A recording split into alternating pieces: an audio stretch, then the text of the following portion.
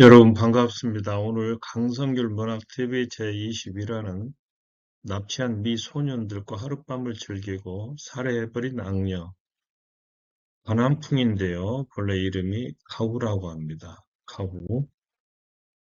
추녀 중에 추녀였는데 거기에다 성정이 고약하고 잔인하고 또 음란했던 아주 판무파탈이라고 해야 되나요? 오늘 이야기 순서를 먼저 말씀드리자면 가난풍의 잔혹성, 이렇게 창으로 후궁들에 이렇게 던져서 죽인, 또 가난풍이 만난 신랑이죠. 황제는 황제인데 백치였어요. 사마충이라고. 가난풍이 얼마나 간교한지, 그리고 얼마나 배은망덕한지, 결국에 이제 가난풍으로 인해서 이제 파랑의 난이 일어나는데, 어쨌거나 이 가후 가난풍은 음란과 잔혹의 대명사, 악녀로 기록이 되어 있습니다. 먼저 가난풍의 집안에 대해서 살펴보니 본명은 가난풍입니다. 서진, 해제, 해제의 황후였는데 나중에 이제 폐위되고 죽임을 당하죠.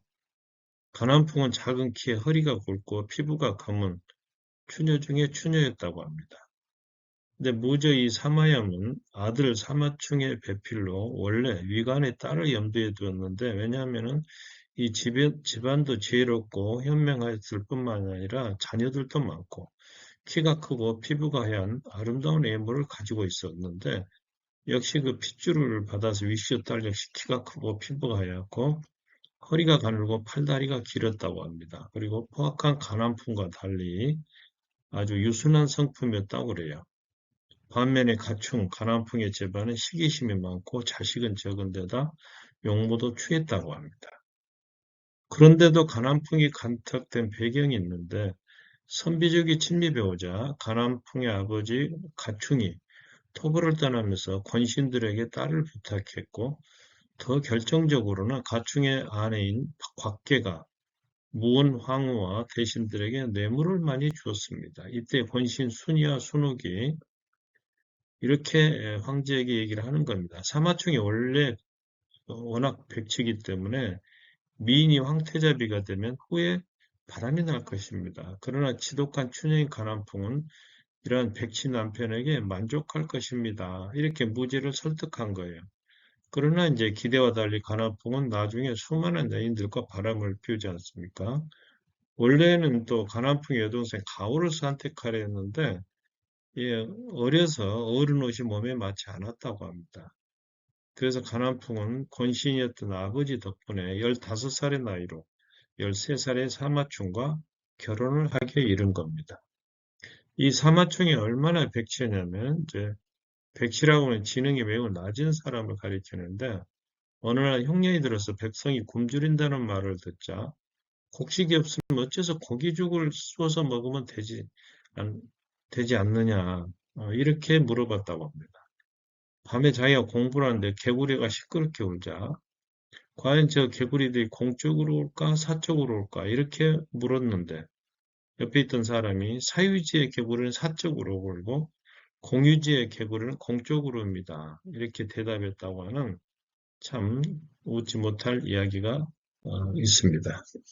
가난풍이 얼마나 잔혹했냐면 성격도 잔혹하고 질투심이 강해서 궁중 사람들이 보는 앞에서 남편 후궁들의 배를 가르고 때려 죽인 인물인데요. 임신한 시체벽에 쌍칼, 양쪽으로 갈라진 이 칼을 던져서 아이가 칼날에 맞아서 유산하게도 만들었습니다. 여기에 분노한 무제 사마염이 가난풍을 낙양 북서쪽에 있는 이제 금용성의 옆에 가두려고 했는데 황후와 순옥을 비롯한 측근들이 뇌물을 받아서 그랬겠죠. 가난풍을 감싸는 바람에 이걸 실행치 못했습니다. 또 가난풍 후계자를 낳지 못했어요. 그러자 무제는 자기 시녀인 사구를 아들 사마충에 보내서 사마유르라고 하는 손자를 얻게 됩니다. 그럼에도 사마충이 이렇게 여러 가지 부족함에도 폐위를 면한 배경이 있는데 사마염은 아들이 그렇게 그런 인물이라서 동생 사마유에게 권자를 물려줄 생각까지 했지만은 결국에 사마유는 청주로 내쫓겨가고 가는 도중에 병으로 죽게 됩니다. 그러자 사마유는 사마총을 폐위하고자 글로 시험해 보기로 하는데요. 이 사실을 미리 한 가난풍은 장홍에게 뇌물을 주고 답안을 미리 작성했는데 그리고 나서 사마총에게 이 답안을 베껴 쓰게 했습니다. 자, 너무 잘 쓰면 의심을 받을 것 같고 너무 못 써도 안 될 것 같아서 평범한 수준으로 답안지를 썼는데 이걸 보고 이제 사마엠이 후계자를 바꾸지 않았다는 겁니다. 물론 무죄가 이걸 전적으로 100% 믿었을 리는 만무하죠. 다만 주변의 도움을 받아서 통치하면은 괜찮겠다 이런 생각도 들었을 테고 또 손자인 사마율이 그것을 물려받으면 되겠다. 이제 총명했기 때문에 이런 생각을 했다는 겁니다. 가나안풍요의 강경인데요. 290년 무죄, 시아버지죠. 무죄가 죽자 사마충이 황제로 즉위했는데 그래서 해제가 됩니다. 그리고 당연히 가나안풍은 황후가 됐겠죠. 그 다음에 가나안풍은 초왕 사마위에게 밀서를 보내서 군대를 이끌고 황도, 수도로 이렇게 오게 했습니다. 그리고 양지 가문, 무도 그 황후의 가문, 여기를 대표하는 사람이 양준인데 당시 실권자였습니다. 이들을 때려잡는데 시댁 식구들을 이용하고 그래서 이걸 위해서 사마위와 해저의 종조부, 할아버지 형제인 사마리안까지 이제 끌어 들입니다. 그리고 사마위를 꼬드게 조서를 꾸민 다음에 해저의 종조부 사마리안과 그 일가를 이제 용모죄로 몰아서 모조리 처단하는 겁니다. 이재익이라고 그러죠. 적으로 적을 이제 다시 치는 건데, 그리고 나서 이번에는 정치를 무고했다는 구실로 자기가 이용했던 사마이마저 제거를 하게 됩니다. 이러한 일들로 중국에서 이제 파랑의 난이 일어나게 되는데요. 이러한 이름이 붙게 된 것은 내란을 주동한 제왕이 8명이었기 때문에 그렇습니다. 그래서 무죄, 사마임을 기준으로 보자면 숙과 둘, 아들이 셋, 조카가 1명, 육촌 형제가 2명이었습니다. 그리고 이 화랑의 나는 서진 멸망의 원인이 됐는데요. 약 3,000명 이상이 죽게 됩니다. 배은망덕의 끝판왕인데요. 가난풍 이야기인데 사구의 아들 사마율이 태자로 책봉이 됩니다. 이때 이제 무도왕후 양지가 무원왕후 양절의 사촌 여동생인데요. 가난풍의 악독한 기질을 잘 아는 황후가 남편인 무죄, 사마염에게 간청해서 황후로 삼게 한 여인입니다. 그러니까 사마염의 둘째 정실 부인이기 때문에 가난풍으로 보자면 시어머니 뻘에 해당하죠. 이 양지 무도황후는 성격이 온순했을 뿐만이 아니라 직접 양잠, 노예고치죠. 양잠을 칠 만큼 부인으로서의 미덕도 갖추고 있었습니다. 더욱이 무죄가 가난풍을 가두려고 했을 때 아직 가난풍이 어려서 그런다면서 감싸주었던 인물인데 그럼에도 가난풍은 무도왕후의 아버지 양준을 비롯한 양씨 일족을 숙청했고 이 앞에 말씀드렸죠. 무도왕후를 서인으로 폐해서 금용성, 지금의 하남성에 있는 금용성에 가두고 말았습니다. 그리고 이 황후의 친어머니 방씨마저 감금하고 죽이려 하자 이 황후는 머리카락을 자르고 통곡을 하면서 며느리뻘 가난풍에게 소첩이라고 자기를 낮추면서 머리를 조아려서 애원을 합니다. 이렇게 애원을 해요. 이렇게 가난풍에게. 그러면서 이 죄 많은 여인에게 성은을, 임금의 은혜죠. 성은을 내려서 모친의 생명만이라도 지켜주십시오. 이렇게 간절히 애원했지만은 가난풍은 방치를 기어코 처형하고 말았습니다. 여기에 절망한 양지는 곡기를 끊고 스스로 굶어 죽고 말았습니다. 그리고 그러자 가난풍은 저승에서 선제, 시아버진 사마염에게 일러 바칠까 봐서 두려워 시체를 거꾸로 엎고 관에 온갖 부적을 붙여서 저승에 가지 못하고 떠돌게 했다는 겁니다. 물론 미신이겠죠. 사마율의 철저한 생존 전략. 가난풍은 젊은 남자들과 부정한 짓을 많이 저질렀지만은 해제와의 사이, 남편과의 사이에서 아들을 낳지는 못했습니다. 그래서 태자 사마율은 가난풍이 자기를 싫어하는 것을 알고 정사에 무관심한 척했습니다. 사마율은 그 사마염이 무제가 자기 시녀를 보내서 어, 낳았던 손자 아닙니까? 그래서 이 사마율은 상당히 영리했던가 봐요. 그래서 공부를 게을리하면서 조회, 임금에게 문안 들으는 이러한 일도 나가지 않고 심지어 궁중에서 노점을 벌이면서 장사를 하는 척 이렇게 모자란 척 한 겁니다. 살아남기 위해서. 그러나 이런 행동은 본래 의도와는 달리 사마울 자신의 평판을 떨어뜨리고 가난풍에게 태자를 폐위시킬 빌미를 제공하고 말았습니다. 그리고 어느 날 가난풍은 여동생 가모와 그 남편 한수의 아들 한위조를 자기와 해제 사이에서 태어난 아들이라고 거짓 주장도 했습니다. 계략과 잔인의 극치인데요. 가난풍의 어머니 곽씨가 죽을 때, 임종할 때 딸에게, 사마율에게, 황태자에게만은 절대 해를 끼치지 말라고 충고를 했습니다. 그러나 자기 어미 말도 안 듣고 가난풍은 사마율을 별실에 가두고 가밀이라고 하는 신하로 하여금 신경을 마비시키는 술을 황제의 하사주라고 속여서 먹입니다. 그리고 반학이란 인물로 해서 초안을 작성해서 술에 취한 만취한 사마율에게 이걸 베껴 쓰게 했는데 그 내용을 보면은 폐하와 가난풍께서는 이제 그만 물러나십시오. 그러지 않으면 가만히지 않겠습니다. 이렇게 이제 폭언을 한 거예요. 술 때문에 그랬겠죠. 술 때문에 적지 못한 부분은 그의 필적을 흉내내서 가난풍이 보충을 했습니다. 그러자 다음날 이 편지를 본 사마충은 노발대발해서 사마유를 폐위시켜서 서인으로 만든 다음에 허창, 하남성 허창에 있는 이곳으로 압송케 했습니다. 가난풍은 그녀의 정부였던 태일령, 말하는 일종의 의사죠. 정건한 사람에게 독약을 만들게 하고 황제의 시종인 황문 손녀에게 이 사람은 삼국시대 오나라 초대왕제 송건의 차남이라 손녀의 손에 그것을 보냈습니다.